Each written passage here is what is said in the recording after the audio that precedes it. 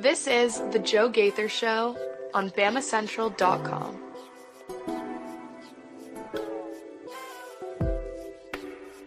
Good morning, Tuscaloosa. Good morning, Tuscaloosa, Internet World, West Alabama. How we doing today on a Friday? It's the first Friday of August. First day of August. It's August 1st. Everything changes for the Auburn Tigers today, according to Hugh Freeze. So we're going to talk and have a lot of fun on the Joe Gaither Show right here on Bama Central, BamaCentral.com. You guys hanging out with us on the Bama Central YouTube channel. You're listening to us on Spotify, Apple Podcast, Amazon. We appreciate everybody who has subscribed, rated, reviewed the show on your favorite platforms. You find us on the Bama Central YouTube, Facebook page as well, and on my own social media machines, at Mason's social media machines, at MAWoods _ at Joe Gaither 6. We're going to have a lot of fun on a Friday edition of the Joe Gaither Show on Bama Central. Before we get going, I want to let you know we are brought to you by our friend Derek Daniel State Farm. I am not in the studio today. We're still in parts unknown, but we want to encourage you to call Derek for all of your insurance needs. 205-758-3391. Like a good neighbor, Derek Daniel is there. Home insurance, life insurance, home, life, auto insurance. I'm about to update my auto insurance this weekend. Actually, praise the Lord. Thank the Lord. Praise the Lord. I'm going to have to update my auto insurance this weekend. I'll be calling Derek Daniel to do so at 205-758-3391. I feel for you if you are moving this weekend or if you're moving next week from apartment to another apartment in Tuscaloosa. It's hot. But make sure you don't forget to get renter's insurance because the apartment complexes, gonna cast all the liability on you. You want to make sure you have renter's insurance. Call Derek Daniel at 205-758-3391. He'll get you affordable renter's insurance. He'll protect your TV, your couch, everything, your bed, really everything that's in your apartment as you move from one apartment to another right there in Tuscaloosa. 205-758-3391. What are we going to get into today? We're going to hang out on a Friday. Look, yesterday we told you that we were going to have Sam Utu. I want to get you right off the bat. Sam ended up, we were on green lights until last night. He said, "Oh, I forgot I have an appointment." And it's okay. That's what happens sometimes. And we're going to try to circle back and have Sam Utu on the program on another day, hopefully next week. And, I just wanted to get that out front. If anybody was waiting on that today, he will not be joining us because he has another appointment. And plus, it's 6:45 in California. My man was going to wake up super early to be with us, which was highly appreciative. But I thought, wow, I don't think I would have done that as a high schooler. So no, I certainly would not have. I was chronically late in high school. So good on him. Hope his appointment goes well, and we'll try to circle back very, very, very soon. What we are going to do is introduce a game. We're going to play a game. We're going to talk about August 1st. We're going to talk about what we're seeing on social media, and we're going to have a little fun on a Friday. So find us on the comment section at Joe Gaither 6, at MAWoods _ at Bama Central. You can leave us a voicemail at 205-462-7340, extension 800. And let's have a fun Friday and get you into the first weekend of August. Mason Woods, we talked a lot about August 1st over the last few weeks. It is August 1st, and you opened us up today by saying, "Hey, you seen all these recruits tweeting out official offers?" Here's my question, Mason. If you're a recruit, I mean, you can get on social media and you can see all these recruits say, "Oh, Western Tech University sent me my official letter." I think just this morning alone, I've seen Wake Forest, Texas, Georgia, Ohio State, and then probably a couple more. I haven't seen it. I didn't see any Alabamas when I just I haven't seen Alabama yet. Because we don't need to do that, bleep. Interesting that I haven't seen Auburn. You would think they would have been on top of this big time. You would have think they'd have had dozens of these ready to send out, but have not seen a single one yet. Was this Hugh Freeze's strategy of saying, "Hey, on August 1st, when the official letters get sent out, there's going to be some committed recruits that don't get letters to their school, and they're going to be opened back up for recruitment. Billy 4-star, who's committed to Georgia, Billy 5-star, who's committed to Florida, are going to be upset that they don't get their letter on day one, and we're going to come in and scoop in and get the flip, and rise the recruiting rankings. I think putting the entire weight of your 2026 recruiting class on the back of a 17-year-old making a life-altering decision is a great idea if you're Hugh Freeze. Yikes. It's just insane. I really I cannot. The only explanation that I have is that Hugh Freeze is just trying to get fired so he can get this lovely buyout and be on his merry way. Because it does not appear that he is trying. Well, you saw it. I mean, we didn't even talk about it on the show because camp was making us so busy over the last 2 days. And by the way, for those who are interested, Alabama football is off today. No football practice today. The boys get 2 days of acclimation period. They'll get today off. Now, today, I'm sure they're going to be in the weight room lifting and watching film, this, that, and the other. Off as in no practice. Sure. And then tomorrow they're going to be back on the field, reportedly with full pads. So they're going to be popping on Saturday for Mason Woods. But you're in the facility today. We didn't even talk about it because we were so busy. Hugh Freeze, what do you need in an SEC running back? Oh, length and girth. He said you got to have length and girth in this league. Yes, yeah. That's a prime example of. I mean, yes, I will give him that in a football context. Those are things that you do need, and that makes sense in a football context when we're talking about body composition. But boy, that is a horrible quote to have out of context for Mr. Hugh Freeze, because that soundbite is going to be thrown back in his face and back into Auburn's fans' faces for the rest of this entire season, and probably a lot further after that. Yeah, to me, Mason, I think that it was Hugh Freeze. Let me see if I can pull. Yeah, let me see if I can pull it up here in just a little bit. I think it was Hugh Freeze. Basically, I think he was trying to be funny. I also think that like the only thing that I came up with, and I already texted this to a friend. He was like, "What the heck is this?" And I said, "What I think it is, Mason, is he was on the 17th. He was on the 18th tee box, and he was losing to whoever he's playing with." And, whatever money's on the line, $100, $500, $5,000, whatever, Yeah. they're playing for higher stakes than my $1 a hole bet. And I think that they said, all right, Hugh, you're down 4 or 5 strokes here. You ain't going to get it back. I'll let you out of this bet. I'll let you out of today's bet if you drop some funny comments in your next press conference. You know what I think? I bet it was. I bet Lane Kiffin sent it in the SEC coach group text. He said, "Whichever coach can work this into a press conference, I'm giving you $10,000." Oh, because there's just there's no way.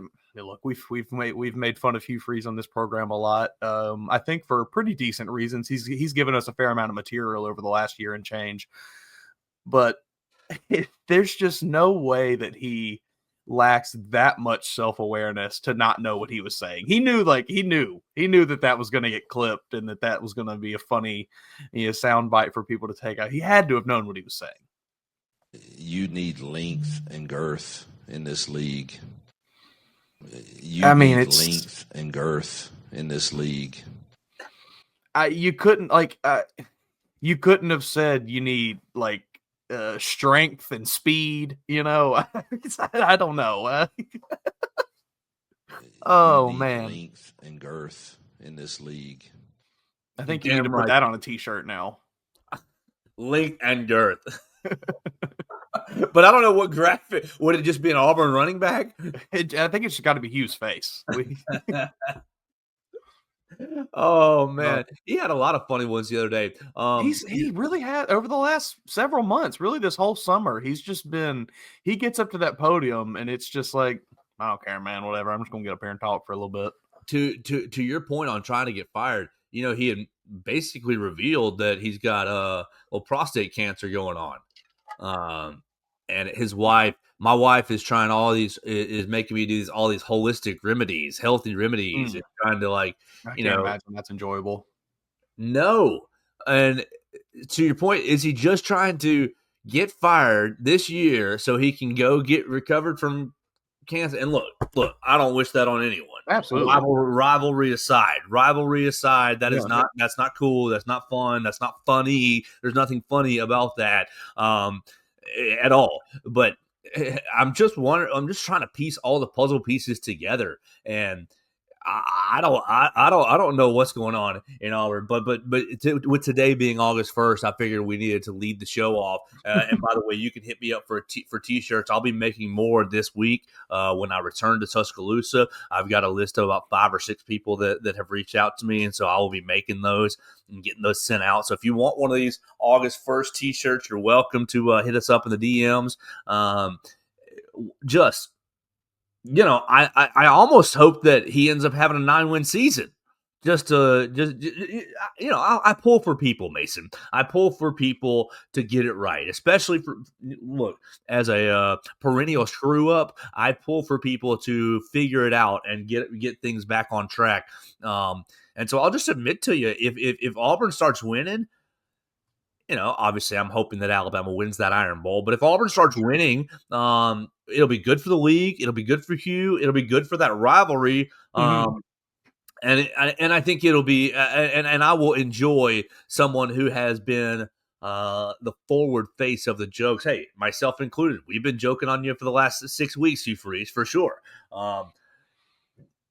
I just don't see it. I just don't see a lot of wins, and I don't see a lot of recruiting victories ahead for you, Hugh Freeze.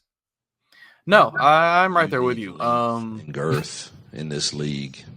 I do not see Auburn miraculously putting it together this year with what they have there. I think that team is still not very good. They do have some good wide receivers. I will give you that. I think people are being a little overzealous with their expectations for Eric Singleton, the transfer from Georgia Tech. He was good, but wasn't a world beater last year. He was pretty, he only had like 800 yards and like 40 some odd catches, maybe, so I just don't see it for this Auburn team. I would imagine they are probably going to top out at 7, maybe 8 wins, which is an improvement, I guess. That gets you to a bowl game, and that's what Hugh Freeze is. That's what he has said the goal was a while back. But I just don't see a ton of success for this Auburn team just because of the way everything has gone this offseason and just the way the team has looked the last 2 years. Do you think that these comments, these kind of off-the-wall comments, are deflections and shields for, hey, I don't want to talk about Malcolm Simmons. I don't want to talk about Malcolm Simmons. Yes, I cleared him to practice after his domestic violence arrest. Now, look, I will say before we dive into this aspect of the story that I have heard very mixed stories on this Malcolm Simmons, whether he has choked his girlfriend out, which is the common narrative, or if there was deeper stuff to it. Now, look, I'll say this right off the bat: anti all domestic violence. Don't be hitting your ladies, and ladies don't be hitting your men, and don't be beating your kids, and whatever. That's we stand against domestic violence. Period. On this show. But I have heard the conflicting stories, so we'll say that as well. Do you think some of these comments, some of these just off-the-wall, colorful comments are a way to shield himself from questions or deflect from this story that, hey, I'm letting Malcolm Simmons back on the team or stay on the team? I think that's certainly a possibility. I doubt he wants to talk about it because it is such a kind of seemingly at least weird kind of fluid situation. The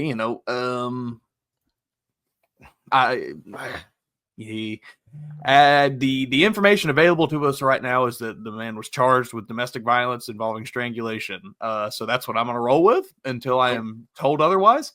Sure. If it was me, he would not be playing for my football team currently. I don't think he'd be removed from the team until he was officially convicted of something, but you certainly would not be practicing right now. You would not be around my football team. I don't know. That's the way Hugh Freeze wants to do things. I think that Hugh Freeze has shown us throughout his career he does not really care much for the outside optics of himself, so he will probably continue to do this, and we'll see what happens. I'm seeing here that his Malcolm Simmons, I guess, hearing was moved up 5 days from August 13th to August 8th. So we'll be getting an answer, I guess, one way or another at the end of this week, and we will see. Yeah, I think I'm with you. I think that I would be playing in the innocent until presumed guilty or until proven guilty. But, buddy, you have access to the weight rooms and the meeting rooms. You don't Yeah. have access to the practice field. Mm-hmm. Until we find out really what's actually happened. Yeah. I mean, I wasn't there when it happened, but I'm inclined to believe that you may not have been charged with these things if they had not thought you did it. So Sure. So we'll see what happens in Auburn. I am not predicting a huge turnaround on the recruiting trail like Hugh and John Cohen basically alluded to maybe 2 weeks ago, 3 weeks ago, when they said, "Oh, things are going to change on August 1st." Unless the Auburn faithful, which that's the other part of this, I don't think the Auburn faithful, especially the powers that be, the money people, are backing Hugh with a lot of NIL, a lot of obviously you've got the rev share, great. Sure. You've got $16 to $18 million, depending on how Auburn wants to divide it up. But I'm not sure that Yellowwood. No, you're good. I'm not sure that Yellowwood is coming behind you saying, "Hey, I want Billy Four-Star to do my next commercial." And like even with that rev share, I mean, I don't know, what was it? Was it at Media Days where he was talking about it, or even before that, where he was talking about, you got to consider the guys that we have to keep on the roster. That's really what it's about, is retention. And so I would imagine that they are using a large chunk of that revenue share for keeping players on the team rather than going to acquire new talent. So they probably don't have a ton of money available to them. So yeah, I'm with you. I am not seeing a dramatic shift in the future for the Auburn Tigers on the recruiting trail. You need length and girth in this league. I hope you. How funny would it be if they just prove us all wrong? Go 10-2 this year. 10-2 with loss. 10-2 with Alabama. Sure, they're right on the cusp of the playoff, and it's Auburn. We're going next year. Next year's the year. Deuce night. Yep. We'll see. All right, I think we burned this topic into the ground. Let's keep moving. Mason, let's introduce somewhat of a game here. I want to start talking about individual players on Alabama's team, but there's just so many good ones. And let's play a game that I came up with on my drive to Parts Unknown. Let's play a game. I'm going to call it Upperclassmen Roulette. Let's see. Does this sound work? Whoa. It's like that's right here in the room with me. Is that too loud for you? Oh, no, I heard it. All right, good. Just making sure. I can slide it down about 10 notches if we need to. But I'm going to throw out I'm going to spin the wheel. And we'll see who it lands on. And, obviously, you got all these upperclassmen. And we'll look through some upperclassmen that we haven't talked much about. Now, obviously, we did a lot of talking on Deontay Lawson. We've done a lot of talking on Ty Simpson. Is Ty technically an upperclassman because of it? Yeah, redshirt junior, right? Yeah. Not redshirt sophomore. That's the distinction. Redshirt junior versus sophomore. He is a redshirt junior. We've done a lot of talking on Ty. We've done a lot of talking on several of these players. Caden Proctor at SEC Media Days. So they didn't make my wheel. I've got a wheel full. We did a lot of talking on Tim Keenan. I've got a wheel full of upperclassmen that we haven't talked much about. So I'm going to spin the wheel, and what I want you to do is just give me your 5, 10, 40-second, a minute and a half take on what these players are going to do this year for the Crimson Tide. Does that sound good? Let's see what we got here. And if you care about my opinion, you can ask me back. But I'm spinning the wheel, so we'll see. So first one, here we go. You ready? Let's see what we got.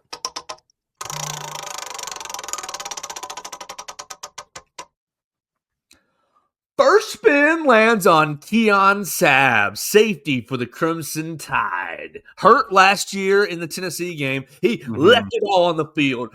He allegedly went into that Tennessee game with a minor foot injury and broke that sumbitch all the way off against the Vols. No, not really, but he did. That was a little strong. He still had the foot. The foot stayed on his body, but it was pretty broke though. Broke the rest of his foot, gave it all for the Tide, recovered, and now is back for 2025. Oh, man, it's kind of hard to project what we're going to get out of him this year. I mean, I certainly think, obviously, we will see a continuation of what he did in the early part of last season, where he was a very dynamic player on the field for Alabama. But it's hard to project because of just how good Bray Hubbard was stepping in last year. It's kind of hard to know how those reps are going to get divided up between everyone. I would imagine, I'm guessing those are probably your top two guys there, but it's just kind of hard to say. I expect good things. I mean, I certainly expect him to have a bounce back year, expect him to be fully healthy, expect him to be hopefully ready to go the full season. But it's just kind of hard to tell.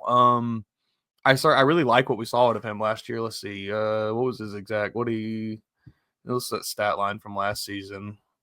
I mean, pretty great in the first 1, 2, 3, 4, 5, 6, 7 games. 7 games. He had 39 total tackles, 24 solo tackles, 1 for a loss, 2 interceptions, 4 pass breakups. I don't think there's much more you can ask for. I think the biggest concern is just if he is fully healthy again. Now, I don't know exactly the extent of that foot injury. Seems like he's all good to go from everything we've seen in camp so far. So we just kind of have to, I think if he's healthy, he will do, continue to build on what he started with last year and probably put together him and Bray Hubbard be a very dynamic duo at those safety roles. A pretty good two-headed monster back there. But, his health is just going to be the big concern, I would imagine.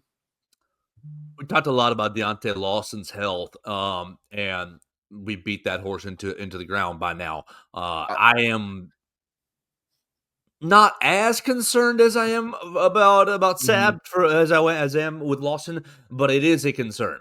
Sure. I do think that, luckily you've got a little bit more depth there than you do with the inside linebacker position. So it's, knock on wood, God forbid if he does go down with an injury, I think you can fill that spot pretty well. I have faith in the guys that are behind him, but yeah, I am hoping that he is healthy for the whole year, obviously.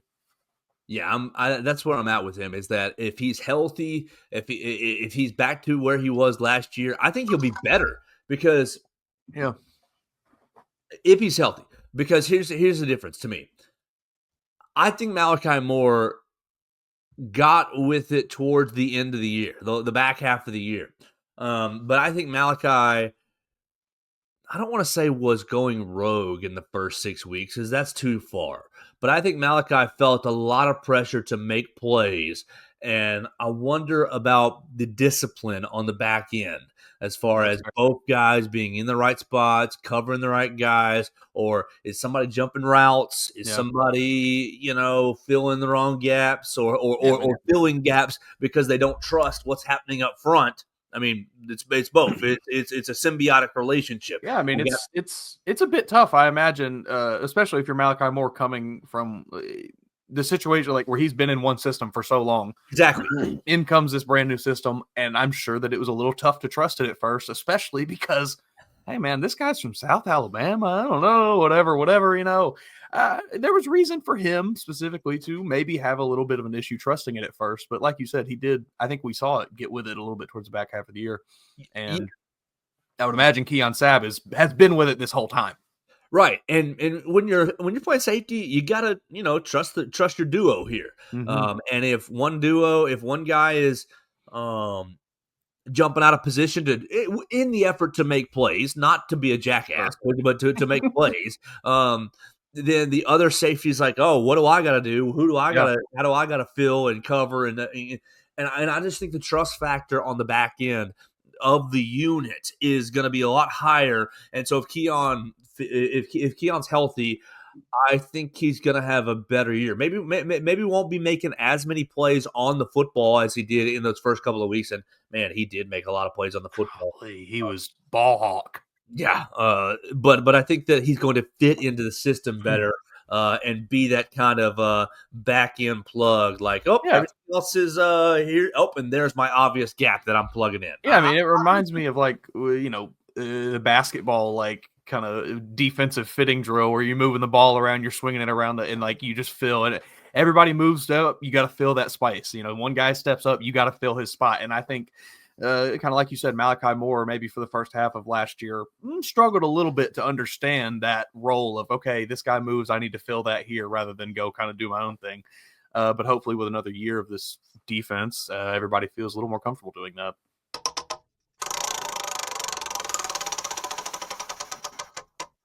Spin the wheel. It lands. Oh, this is a weird one, Mason. It's going to land on Danny Lewis Jr., tight end. Oh, man, that is a weird one. The tight end room is just strange. Danny Lewis played in 13 games last year, played in 14 in 2023, played in 5 in 2022. So he's got experience. What's that? 14 and 13 is 27, plus 5 is 32 games. 32 games over 3 years. And he's got what?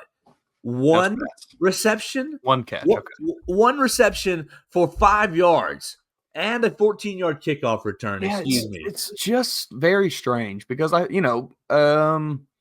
this was a player that I kind of expected to be a dynamic kind of tight end that can stretch the field a little bit and be that receiving threat. And we just never really seen it come together. I think, unfortunately for him, he's kind of been buried on the depth chart by just way of seniority with the guys ahead of him. And maybe this year is his first year to finally get his opportunity, and he will shine with it. But it's hard to project. I like what you have size wise. I mean, 6'5", 250. The guy's going to be an absolute unit out there. That's a tank of a human. So I think he can do it all for you. Whether it's you're asking him to get out there and lay down a block, or you're asking him to get a crucial third down reception somewhere. But I don't know that he is necessarily the guy that I maybe thought he was going to be when he came in, being that kind of more vertical, stretch the field kind of tight end.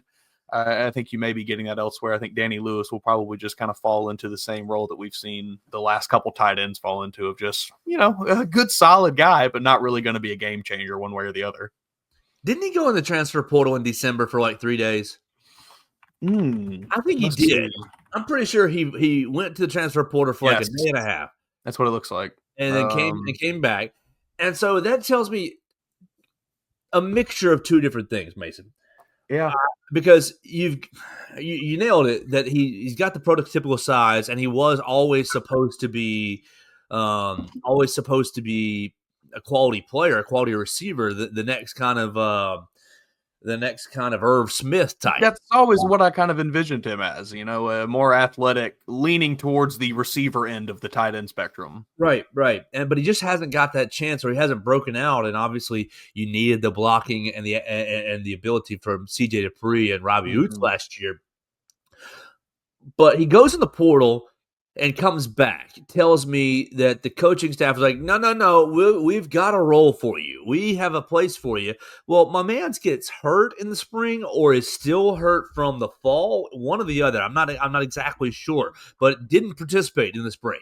He was one of the many tight ends who, we were down to just Jay Lindsey playing tight end, and they said this week that Jay even got hurt at the end of spring practice. So they only had William Sanders. They converted William from tight end, or from tackle to Williams to tight end for just a little bit of time to get through that period.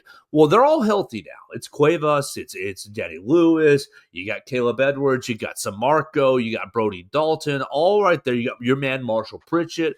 Like, your tight end room is now full, and Ryan Grubb basically joked about it yesterday. I mean, he was there spring practice. He goes, man, we got more tight ends than we know what to do with now. And so it's like, this is your chance, Danny. This is your chance to actually carve out a receiving role. And I'm just not quite sure what to make of him. I've never really been impressed with his physicality from a blocking standpoint. And you haven't really seen, not to say that he can't, but you haven't really seen him be a receiving tight end. Sure.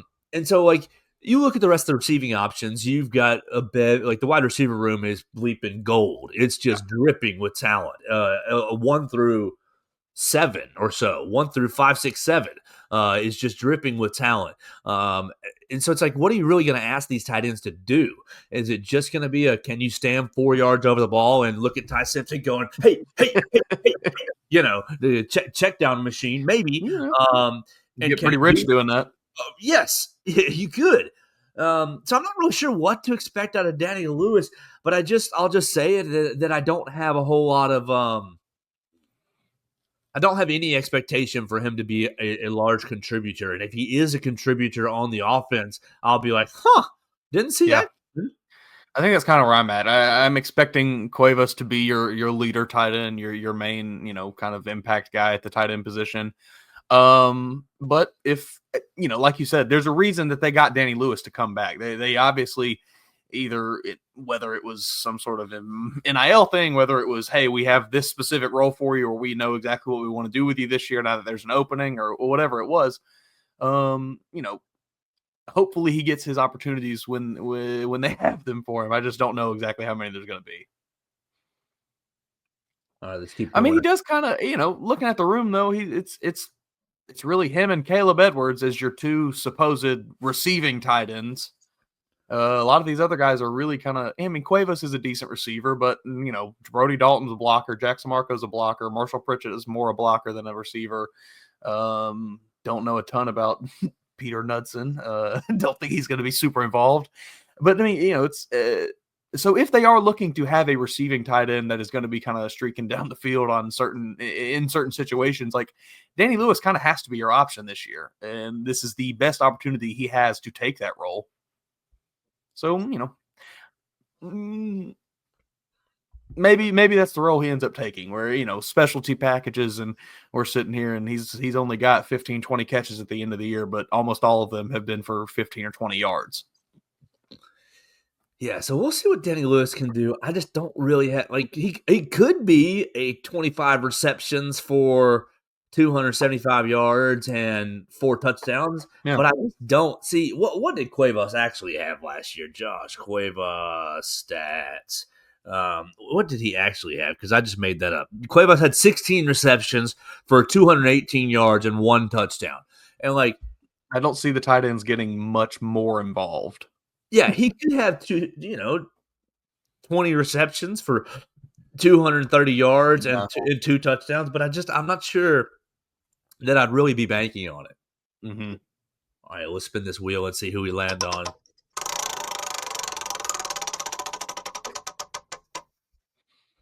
Ooh, here's an interesting name. How about redshirt senior, 5'9", 216-pound running back, Dreelan Washington. Dre Washington, transfer from Louisiana, rushed for 73 carries last year for 478 yards and 5 touchdowns. Also had 6 catches for 107 yards and another touchdown in 11 games for the Louisiana. Are they still the Raging Cajuns? Yes, they are. Transfers into Alabama into a crowded running back room. What do you think about old Dre Washington? I mean, you kind of said it right there. Transfers into Alabama into a crowded running back room. I am still, to this day, just a little perplexed by it. I think that, given the amount of youth that you have in the running back room, maybe it makes sense that you just wanted to go get a guy who has kind of seen the ropes, and he knows how college football goes and everything. So I get it from that standpoint, but I just don't. I still don't really know exactly how much he's going to be involved this year. Jam Miller is probably your number one guy to start the season, but after him, I mean, it is Daniel Hill, Richard Young, A.K. Deere. So many of these guys are really, really solid players that are going to be pushing for playing time, and I just don't really know what Dre Washington's role is. I have to assume they brought him here for something, but I just don't know what it was outside of, we need a little more veteran presence in the running back room. You need length and girth in this league. But 5'9", 215, that's not really getting you that. Not a lot of length, but there's some girth. If we were 6'1", 235, we'd be having a different conversation. There's some girth right there. Mason, yesterday when we were waiting on Ryan Grubb to come in, actually in between Ryan Grubb and we had Jeremy Bernard and Parker Brailsford come chat with us. And you guys can see that on the Bama Central YouTube channel. If you're looking for any of these press conferences, for practice clips, practice videos, you can see that on the Bama Central YouTube channel. We don't just do this silly talk show. We had Ryan Grubb, and then I had our partners Will Miller and Hunter DeCiver go over to each of the players. And I did stand in the Parker Brailsford scrum, but I stood behind it just because those guys were filming. They were front and center. And I was just listening. I didn't really have any questions for Parker. But as I was standing there, my eyes were wandering inside the Hank Crisp indoor facility. My eyes were wandering and looking around, and there was some activity going on. And in the far end zone, Dre Washington, Jam Miller, and I don't have his number here, but Control F27, who is that's going to give me all the 327. Yeah, is it Walter Sansing? 27. It's a walk on. Michael Larino the third. Yes. It's a walk on. So I'm sorry, Michael, I didn't have your name handy. We're in Mountain Brook, the mean streets of Mountain Brook. That's right. Watch out. Be careful. They were in the end zone, basically running through. How do you describe it? Starts essentially. One of the running backs was 5 yards off, and one of the running backs was standing there kind of as a tackle, as a defensive tackle, and then the third running back was kind of where you would have a linebacker, and they were kind of just simulating getting started out of the backfield, and obviously no tackles, no defense, no actual offensive linemen to work themselves through. But Dre Washington, I'll tell you this. There ain't no way I would have been able to tackle him as a kid, as a high schooler or as a college athlete. If I were a college athlete, he was shifty, very shifty. Now, obviously, you're dancing against air, so come on, take that with a big grain of salt. But I was impressed by his shoulders are very deceptive. Oh, his hips are very deceptive. He was bouncing, between the backfield, trying to like simulate some sort of simulate some running back moves, and then explode through the hole, explode through the line of scrimmage of where they were. And once he was exploding, it was he's got that gear where it's a foot in the ground, boom. Do I think he's going to overtake Jam Miller? I don't. Do I think that he's going to supplant Richard Young? Maybe. Do I think that he I think he will have a role. Ryan Grubb talked about him being one of the fastest players. It was either Ryan or Kalen talked about him being one of the faster players on the team so far. And maybe that's why he was brought in. You just needed that extra jolt of speed in the running back room, because I think a lot of the guys you have are maybe a bit more power oriented. Yeah, it was Grubb yesterday, so I've got his quotes. Ryan Grubb, everything Ryan Grubb said right there, and let's type in running back because running back. On the running backs, Jam's a smart player. Richards that kind of guy. He's a Daniel is your bigger back downhill. Richards 6'1", 244, by the way. For Daniel, that's what he is listed at. That's a huge running back. Daniel Mountain. We got the bus back there. Right. Golly. Daniel, I did not realize he was quite that big. I mean, I knew he was the big back, but man, I mean, that's not in height, but in girth. And that's Derrick Henry numbers. Daniel Mountain, baby. And then his comment. Dre Washington is a guy who really showed up the first few days. I was really impressed with his vision. I think the big thing, they all have their style and running. They're all really good.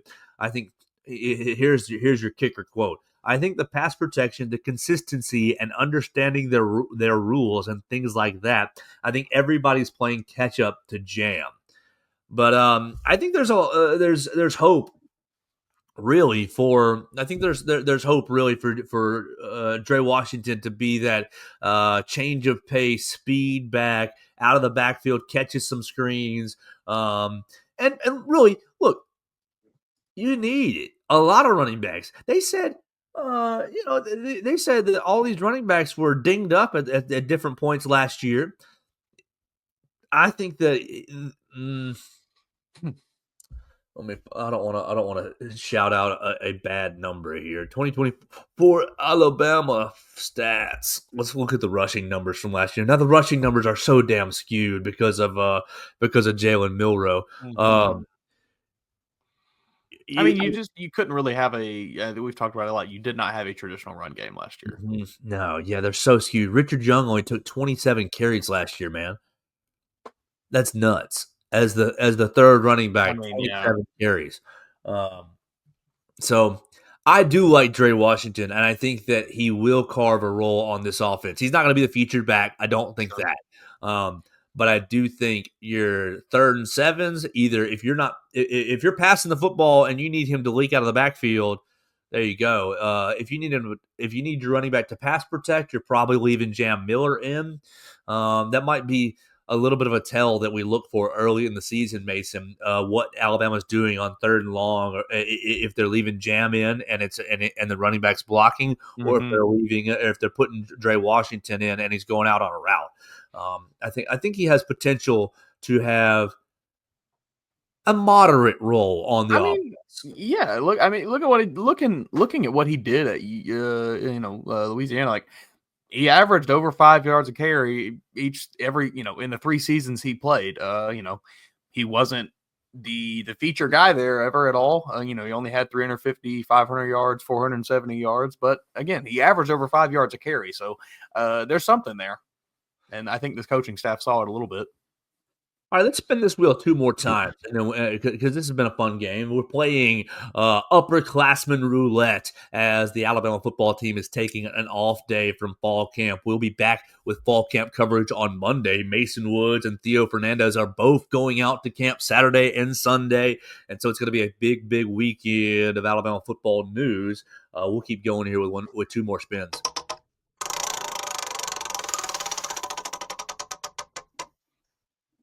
Ooh, I like this spin. This spin lands on the oldest player on the roster. We can't do Upperclassmen Roulette without talking about Pickens County tornado, Jamarian Latham. Jamarian Latham has been on this roster since 2020. 2020. 1, 2, 3, 4, 5. This is his. This the is the only player with a ring, right? The only one on the roster. Yeah, man, oh man. What you think about Jamarian Latham, what he might look like this year, or where his role is on this team? I think he's going to have a big role. I think we're going to see him on the field a whole lot. How statistically impactful he will be, I think will determine a lot of things about his future. He is a guy who it really is, throughout the last 2 years, because the first 2 he played in 12 games in 2022, wasn't super impactful, but 2023 and 24, probably your most impactful years. But even then, you've only got 2.5 sacks in that time. He just needs to be able to convert some of the pressure that he gets into sacks. That's kind of been the issue that we've talked about with him. I don't remember what the exact number was. I know I looked it up a few weeks ago from when we were talking about him, but had a lot of pressures in 2023 and 24. But did not have the sacks or tackles for loss to match them. So I think it's just about, I don't know what exactly it is that, I don't know if he's just a step too late and he needs to work. He's had to work on his quickness a bit or what it is, but he just has to figure out how to convert the pressures into sacks and tackles for loss, because at the end of the day, that's what is really going to be the difference maker. Pressure is great and it, puts stress on an offense, but good offenses can work through that no problem. You got to get those sacks. You have to convert them to tackles. Yeah, I think that he presents a very interesting case here going into his 6th year. I think that he's a local guy, so I don't want to be too hard. I love him, but I want him to succeed so much. Right. But I don't personally, I love Pickens County, like especially. Tornado. Go see a game at Pickens County you'll have the most fun you've ever had watching a high school football game. Take cash, because the concession stands was cash only, but that's some of the best. They would do barbecue sandwiches. They had great concessions, and the football it's 1A football, but it's high level 1A football, and those fellas are playing both ways. And Michael Williams, former Alabama tight end, is coaching them up, and so they play good football at Pickens County. I really like going out to the Pickens County Tornadoes, and I will be back doing the WVUA Friday Night Football this season on the weeks that I am in town. There's a couple of weeks where I'll be out of town, but I'll be back if you're looking for high school football coverage on WVUA's Friday Night Football with Gary Harris. And so hopefully there'll be some Pickens County games on his schedule. With that being said, I wonder if Jamarian Latham has found his ceiling as a football player. And because, and that's not a bad thing. Look, the NFL is not for long. And really very, very, very, very few players are NFL players. I think that Jamarian Latham is a very solid second wolf, and maybe Yanzi Pierre can jump over him, can use his physical tools to jump over him this year. But I think he's a solid second wolf, and I think he is. I think he's a third. I think he's a third, fourth bandit. He's in that tweener range where he's probably too big to be a real wolf at 260 to 280, somewhere in that range, but he's not quite big enough to play bandit. And so you got LT Overton playing bandit, and I think you're going to see Jordan Renaud, and I think you're going to end up seeing Keon Keeley get after it right there, Kelby Collins get after it right there. And so your bandit room is getting full. And getting full with a lot of talent, which is, a good thing for the Crimson Tide, a bad thing for Jamarian Latham. Your Wolf room is not as full. And the talent is, I like Quay Russaw a lot. And I like the physical tools that Yanzi Pierre has. You haven't quite seen Yanzi put it together in a larger role. I think that Jamarian provides you a player this year that is, hey man, if some of these guys go down, it's what's the baseball stat? WAR, wins above replacement. Yeah, I think Jamarian Latham is a replacement level player, and that sounds mean. But look, you need. Hey, it's a dang hard thing to be a replacement level player at Alabama in the highest level of college football. That's you need depth in this league. Somebody's gonna get a knock, gonna get hurt. Inevitably will happen. Right. And so you need to play. You can't go out and we all want the 5 stars, but you can't go out and have 5 stars every position, especially in this day and age of NIL. You need these replacement level players that can fill a role for you. And you say, well, you look at Alabama's defense, if Jamarian Latham's playing Wolf, and say, that's not so bad. Yeah. You look at him and think, well, we can really attack that edge. No, I don't know that you could really attack that edge when Jamarian's out there. But I also don't think that if you are going into a game plan and Jamarian is your starter, the opposing offenses are like, man, we got to figure out where he's at on the team. We got to make sure that we're keeping up with number 20. We got to slide to number 20's way and double him up. Not a liability, but not a world beater either. Exactly. That's exactly what I'm trying to get at. So I'm happy that he's back for another year. Use all the eligibility that you got, I guess, if you can. He's shown great loyalty. Hope he's getting some good NIL checks. Hope that he's getting some good rev share checks. Because like you said, don't know. This may be his peak as a player. So we'll see what Jamarian Latham has, and you need quality backups. I think he is a quality second or third Wolf, and I think he's a quality second or third Bandit. I got one more spin in me, Mason, and I know you got players you're dying to talk about. Hopefully, it'll hit one of them.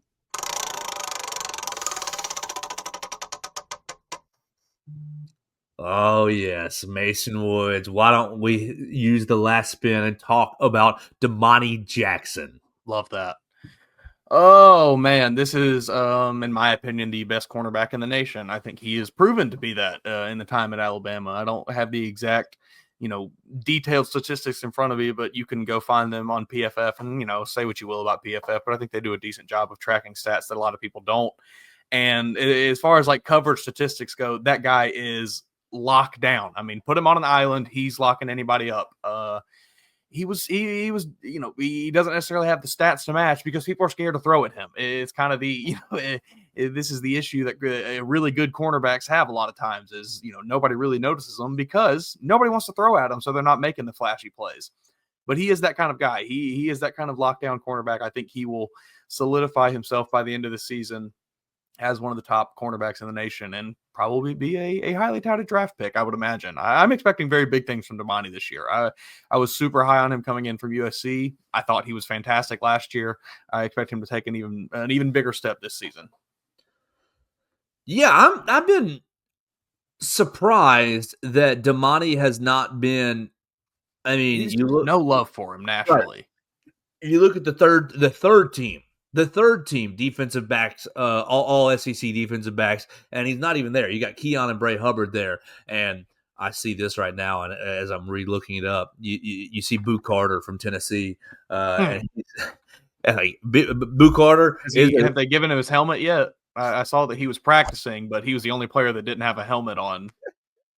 Has he earned his helmet yet? Oh, man. Well, I feel bad for taking a big old dump on him because he's from Chattanooga. But let me tell you what happened in Chattanooga, Mason. I think he's a 3 high schools in 4 years guy, maybe 4 high schools in 4 years. That's never a great sign. Look, yeah. You're free to do what you want to do with what you feel is the best for your football career, but those kinds of things are glaring when college teams come looking at you and when the NFL eventually comes calling. They notice those types of things. Yeah, so you're seeing him get onto the field with Tennessee. And look, I wish you the best of luck, young man. But we're talking about Damani Jackson. And Damani, I've been surprised at the lack of love for him. I don't know if it's a size issue.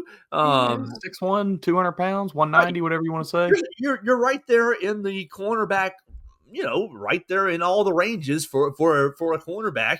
And he's got really long arms. I do think he played really well last season.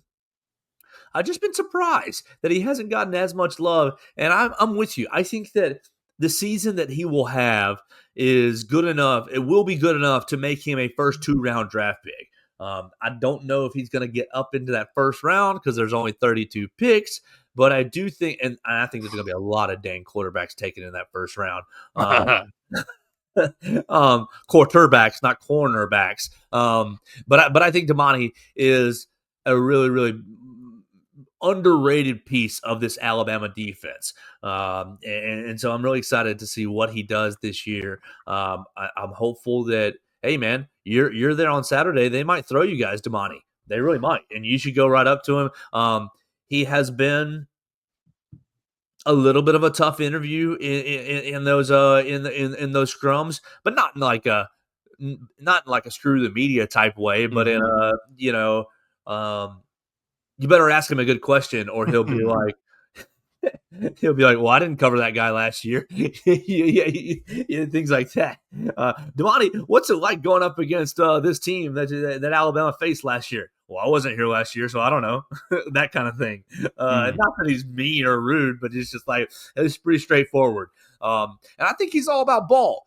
And so I think that he is going to have a solid year this year. What do you have? 2 interceptions last season. The interception numbers aren't exactly where you wanted them last year. No one throws at him. They're scared to throw his way. How many interceptions did Pat Surtain have last year? Let's see. When you can choose to throw it at freshman, when I can choose, like last year in a vacuum under the microscope, if I can choose to throw it freshman Xavier Brown or freshman Jalen Mbakwe, it's pretty obvious that who I'm going to be throwing the football at. Bray Hubbard hasn't hit the field yet. I'm throwing at him. We're avoiding number one. We're trying to throw away. I mean, he locked down Luther Burden when Luther Burden came to town, and I'm smoking that Luther Burden pack right now as he's tearing up Chicago Bears football camp. Did you see the stat that I was saying going around Twitter of Ben Johnson and his wide receiver threes or something like that? It was something that made me really want to draft Luther Burden on my fantasy team. I'll say that. And apparently Ben Johnson is getting in Luther Burden's rear end daily. And wow. Not in a all right, Hugh Freeze. You need length and girth in this league. Hello. So I'm really excited about Damani Jackson. I think he's going to have. I'm looking at two separate scouting reports for Damani Jackson, and I don't know who these are. One of them is just from Bleacher Report scouting department, so for all I know, it could be written by AI. But this one has him as a 3rd round pick, and the other one I'm looking at has him as a 4th round pick. I'm very confused on. And I really don't think that I'm just being a homer here. I really think that he is this good of a player. I don't understand why he's not getting the love that we are giving him. Very strange. Love in the NFL scouting department. Yeah. Well, Mason, I think we've run out of our time today. Anything else you've got on your plate? I do have to say I did misspeak. Pat Surtain had 4 picks last year. He had 1 pick 6. That was what I looked at that stat line a little. But regardless, Damani Jackson does not get interceptions because they are scared to throw his way, and not because he is not good at playing cornerback. And Xavier Brown had a good little year. We're not talking underclassmen today, but had a good enough year for a freshman that if I'm a quarterback next season, you got a tough call to make. Yeah. You got a tough call to make, buddy. Who am I throwing at in this secondary? Am I throwing at Bray Hubbard? Am I throwing at Keon? Who am I throwing at? I think I'm picking whoever's. You're picking on these linebackers. Yes. You're like it's gonna be nothing but 5 and 6 yard completions against this defense. Do I have a tight end or a running back who gets a good matchup against a linebacker? That's probably my option number 1. Absolutely. Mason, let's get out of here for the day. You got to rest up. You're going to be on the practice field early tomorrow. Put your sunscreen on, get you a hat, get you some sunglasses. They'll burn you up out there, but it'll be a lot of fun. Make sure you follow Mason Woods at MAWoods_ on the Twitter machine because he's going to be tweeting out practice clips or 2. Hunter DeCyver as well at Hunter DeCyver, and Real WB Miller on the Twitter machine will all be at practice for us on Saturday. On Sunday, it'll be Will and Hunter, and it'll be our man Theo Fernandez. So you can follow Theo Fernandez __ on the Twitter machine. And Monday, Katie Wyndham is back. Katie Wyndham is back from all her summer forays. And so you'll be able to find her coverage on Monday. And I will be back at practice on Tuesday. Now, we will still have a Monday episode. It'll just still be a little bit remote. Me and Theo and myself, I will grill Theo about what happened at practice. And I will ask him if he did his homework. Mason, do you think that he watched Billy Madison over the course of 7 days? That's a pretty big window, and I'll give him the benefit of the doubt. I'm gonna say he did. I think he did. All right, so we await a Billy Madison film review as well as football practice report from Theo Fernandez on Monday. We cannot wait to see it. We cannot wait to do it over the weekend. We hope you all have a great day and join us on Monday on the Joe Gaither Show on Bama Central and BamaCentral.com. And Tua Tagovailoa, the quarterback, who is really he's been fantastic. Thanks for joining us on today's edition of the Joe Gaither Show on Bama Central. Keep up with Joe on all his social media pages at Joe Gaither6. Subscribe, rate, and review the show on Spotify and Apple Podcasts, and be sure to read us daily at BamaCentral.com.